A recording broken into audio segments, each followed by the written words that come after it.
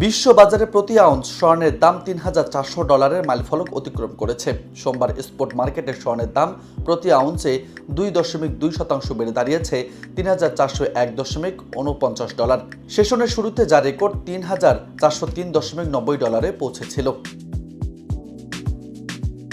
Future মার্কেটে স্বর্ণের দাম প্রতি আউন্সে 2.6% বেড়ে $৩,৪১৩.৯০ কেনাবেচা হচ্ছে। মূলত যুক্তরাষ্ট্র ও চীনের মধ্যে চলমান বাণিজ্য উত্তেজনা এবং ডলারের মান পতনের ফলে বিশ্ববাজারে স্বর্ণের দাম ফের রেকর্ড উচ্চতায় পৌঁছেছে।